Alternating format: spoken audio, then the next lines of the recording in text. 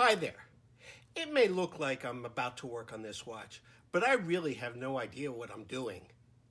How should I get trained on watch movements, watchmaking, and horology in general? Stay tuned as I consider three paths to this type of education.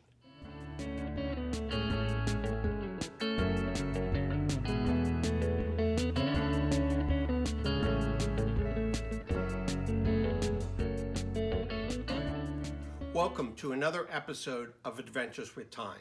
I'm your host, Bob. On this channel, I share my experiences and paths in watch collecting, and occasionally enlist the help of the watch collecting community. In this episode, I want to raise the issue of education about watch mechanisms, from basic knowledge of the individual components and their function, to a level where one can actually work on a watch, mod it, or repair it. Now, at a high level, I know how a watch movement works. From the mainspring, through the gears, to the escapement, and the balance spring. However, what I found is that there are intricacies and specific watch movement functions that I know very little about. This became clear on a recent video I did about the accuracy of my Seiko Samurai. And there was a lot of communication in the comments of that video that helped me learn a bit about the issues. See the link above if you want to take a look at that video and read the comments.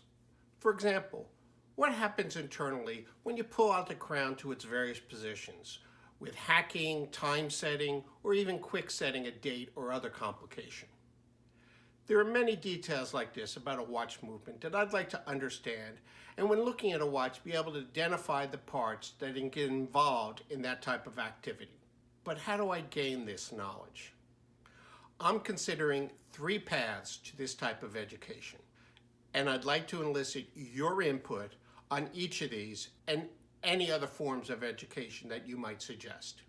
So please provide any thought in the comments below. First, and the only real method that I've tried to date, is online information. By this, I'm referring mostly to YouTube videos. A good example of this is the Watch and Learns that Mark from Long Island Watch puts out occasionally on his channel. I find these really educational. There are also discussions on watch forums. These can be a bit more interactive with back and forth questions. But in my opinion, these take more time and effort to get the information one is seeking. And let's face it, we're not sure how accurate the information is. A second path is book learning. I have a couple of books on watches and watchmaking, but I haven't really got into them. My main concern with books is the lack of opportunity to ask and get questions answered. Finally, there are courses. To me, these would be the best opportunity to learn and get hands-on experience. I see that the Horological Society of New York offers several hands-on classes, from beginning topics to advanced topics. Has anyone taken any courses, specifically these in New York, and can provide any recommendations? And no matter what the source of the education, one really needs to get some practical experience with watches. So this means working on movements on your own. Does anyone know where to buy specific movements so one can work on them and play with them and get some practical experience? And is this an economical way of getting such experience? I know this video hasn't provided any specific information. My purpose and hope of this video is to enlist you out there in the watch collecting community to provide your experience and recommendations on how to learn about watch movements and gain that practical experience.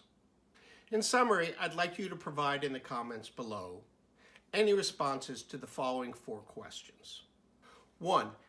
How did you gain practical knowledge of watch movements? 2. Are there any good books you would recommend? 3, and of most interest to me, are there any courses you would recommend?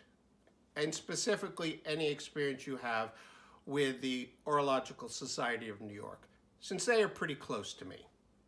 And fourth, where do you obtain your movements to play with, to mod watches, and in general just to examine and gain more practical experience? Thanks for watching, and don't forget to subscribe and ring that bell icon so you'll be notified when I make and post future videos. And as always, hit that thumbs up button if you like this video. Until the next time.